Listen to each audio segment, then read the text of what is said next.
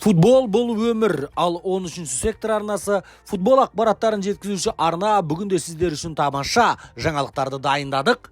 Барселонада 10-ші номермен Ямал қалай өнер көрсетер екен. Винисиус пресс-конференцияда бір шерін тарқатып жылап алды. Осы және басқа да футбол ақпараттары бүгін сіздердің назарларыңызда. Достар, арнамызға жазылып қойыңыздар, 13-ші секторды қолдап жүріңіздер. Ал енді біз бастайық, кеттік.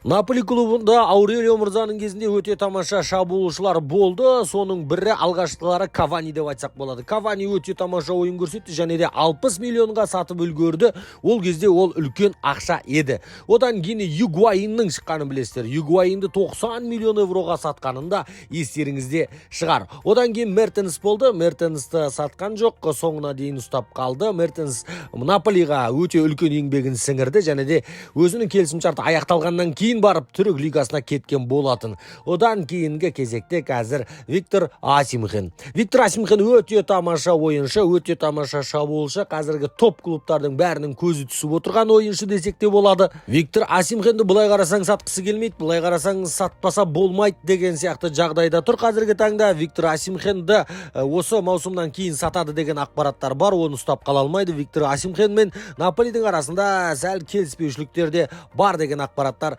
шығуда. Енді Осимхеннің өзін сатқанда да оңай ақшаға, арзан ақшаға сатпайды, 100 миллион евроның үстінде сататын болады. Жалпы соңғы кездері Наполидан өте мықты шабуылшылар шығып жатыр. Өткен жазғы трансферлік терезеде Бернардо Силваны сатады деген ақпараттар шыққан болатын, бірақ та сатылған жоқ, Манчестер Ситиде қала берді. Бернардо Силваға деген Пеп Гвардиоланың көзқарасы ерекше. Бернардо Силваны өте жақсы көреді және де жақын арада сатады дегенге де көп сене қоймаймыз. Бірақ та осы маусымнан кейін сатылып кетуі мүмкін деген ақпараттар бар. Бір маусым Манчестер Ситиде қалғанымен оған деген қызығушылықтар әлі тоқтаған жоқ және де нақты сатып алғысы келетін клубтар да дайын. Өздеріңіз білесіздер, бұны Бернардо Силваны Барселона қатарларына қосқысы келеді. Әдеттегідей сол Парис Сен-Жермен, ПСЖ қатарларына қосқысы келеді. Бернардо Силваның қазір трансфер маркет порталындағы құны 80 миллион евро, жасы 29-ға келді. Енді Сауд Арабиясынан да қызығушылықтар бар Силваның тарапына, бірақ та осы маусымнан кейін Силваға тағы да таңдау жасау керек болады. Сауд Арабиясына барып ақшаға шомылып жүзеді ма, немесе Барселонаға, Парис Сен-Жерменге қосылады ма, немесе тағы да бір маусым Манчестер Ситиде қалады ма? Шешім тағы да, таңдау тағы да қиын болады Бернардо Силва үшін. Бүгін ұлттық құраманың ойындарынан үй салып тастауға болады. Тамаша ойындар бар, жолдастық кездесулер бар, ресми ойындар бар деген сияқты. Жолдастық кездесулердің арасында біршама ойындарды қарап көрдік. Нидерланды мен Германияның ойыны бізді күтіп тұр. Өте бір тартысты ойын болады, орталық ойын деп санаймыз және де бұл жерде гол көп болады деген ойымыз да бар. Екінші ойын енді Испания ұлттық құрамасы мен Бразилия кездеседі. Бұл жерде де шабуылдаушы командалар екеуі де гол салады дегенде ой бар. Енді жалпы осы айтылып өткен екі ойында да гол көп болады деп отырмыз. Ал енді 13-ші сектордың демеушісі 1xBet компаниясы 13-ші сектор промокод арқылы әр тіркелген алғашқы депозитке 200 мың теңгеге дейін бонус беруге дәл қазір дайын отыр. 1xBet компаниясының тамаша мүмкіндігін жіберіп алмаңыздар. Бонустарды алатын сілтеме осы видеоның астында, достар. Дәл қазір өтіп тіркеліп қойыңыздар. Барселона клубында 10-ші номер Мессиден кейін дұрыс болмай жатыр. Енді 10-ші номерді тағы да бір тамаша талантқа ұсынбақшы екен. Барселонаның жас таланты, жас болса да команданы сүйреп жүрген ойыншы Ламин Ямалға 10-ші номерді ұсынбақшы екен Барселона клубы. Енді қазірдің өзінде тамаша өнер көрсетіп жүрген сияқты. Енді Ямалдың өзі қалады ма екен, Барселонаның өзі қалады ма екен белгісіз. Енді өздеріңіз білесіздер, Ансу Фати да осы 10-ші номерді алмай тұрған кезде өте жақсы өнер көрсетіп жүрген еді. Қалай 10-ші номерді алды, солай жарақат болды, басқа болды, ойыны жоғалды, жалға кетті деген сияқты.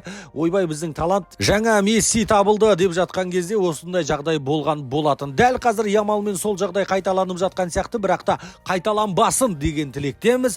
Ямал өзін өте сенімді ұстайды алаңда және де 10-ші номерді де арқасына көтеріп жүре алады деген ойдамыз және де Ямалға тек қана сәттілік тілейміз бұл номермен. Junior Vinicius өзінің көз жасына ерік берді. Пресс-конференцияда көз жасын тоқтата алмады. Бұл неден болды десеңіздер, бұл тілшінің сұрағынан болды. Тілші сұрақ қойды: жалпы Испанияда сізді ешкім жақтыртпайды, неге деген. Нәсілшілдікке қатысты сұрақ қойған еді. Junior Vinicius жылап сала берді. Және де осыған жауабына берді. Junior Vinicius айтады: бұның бәрі өте қиын, маған өте ауыр шыны керек. Бұның бәріне төтеп беру. Бірақ та мен нәсілшілдіктердің жеңгенін қаламаймын. Мен қанша рет ойлағанмын, Испаниядан кету керек шығар бәлкім. Сол кезде бәрі дұрыс болатын шығар деп. Бірақ та мен Испаниядан кетсем не шешемін? Әрине өзімнің жеңілгенім болады, нәсілшілдердің жеңгені болады. Сондықтан да мен олардың жеңгенін қаламаймын. Мен олардың көзіне түсе бергім келеді, және де жақсы ойынымды көрсете бергім келеді. Мен әлемнің ең үздік клубында ойнаймын, және де мені осы Реал Мадридтің президенті Перес мырза, бапкерлері, жалпы команда мені қолдап отырған кезде мен неге нәсілшілдерге бола өзімнің сүйікті жерімді тастап кетуім керек? Мен соңына дейін күресемін, деді Junior Vinicius. Ал енді бұл жерде сұрақ: Junior Vinicius соңына дейін күресе алады ма? Реал Мадридта қалады ма деген үлкен сұрақ белгі бар. Дәл қазір қолдап отырған жайы бар. Бірақ та бұндай мәселелер көбейе беретін болса, бұл ойыншыға ғана қысым емес, үлкен клубқа да қысым, Реал Мадридқа да қысым болады. Реал Мадридта бұл мәселелер үшін әр пресс-конференцияда жауап беріп отыруына тура келеді. Ал Реал Мадридқа ол нәрсе керек па деген сұрақ та бар.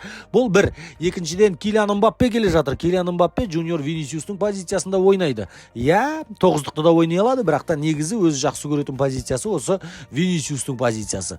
Бұның бәрі қосылған кезде Viniciusқа қандай да бір сылтау табылса болды, қазір Реал Мадридқа сатып жіберуі де мүмкін. Сондықтан да Vinicius нәсілшілдермен соңына дейін күресе алады ма, алмайды ма, ол да белгісіз. Ал енді әліптің артын бағайық, біз бақылайық.